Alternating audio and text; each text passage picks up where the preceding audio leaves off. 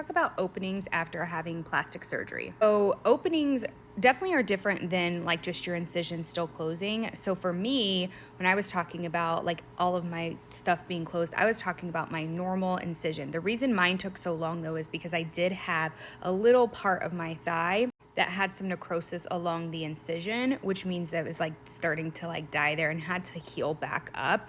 So that was way fatter. Let me show you. So here is my thigh, and you can see I had a tiny one here that took a while to close, and then here. This one was my big one. And so as you can see, the scar there is a lot bigger. But an opening would be that it actually like opened up further than what, it was closed for the incision.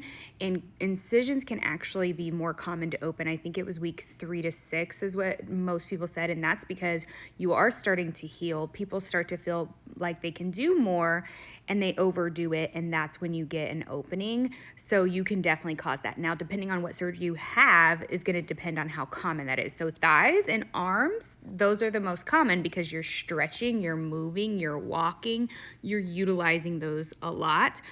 Sometimes underneath the breast is really common as well. So there are some that are more common than others. Some openings are really small. They close on their own, no big deal. Some other people have big openings and they have to go into wound care or they have to pack it. So I would say be careful from that time frame where you feel like you're doing real good, and do not overdo it. It is not worth it to get an opening. I also would say do your research, look around, see what people are experiencing with the specific surgery that you're having. I knew that openings were common for thighs and arms, and so I try to be super mindful of that. And if I started to stretch and it felt like it was stretching, I stop. Stop. It was too much money to be risking it for the biscuit. But yes, you can have openings, and that sucks for people that do.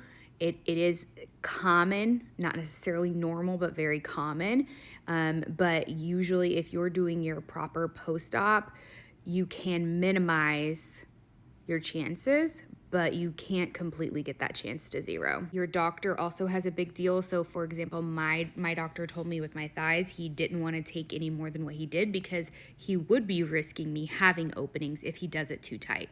So if a doctor takes off too much skin and they get you so tight that you're like, then you're gonna pop open. Like that's what's gonna happen. That's how he described it to me. You're gonna be like a can of biscuits and it's gonna pop.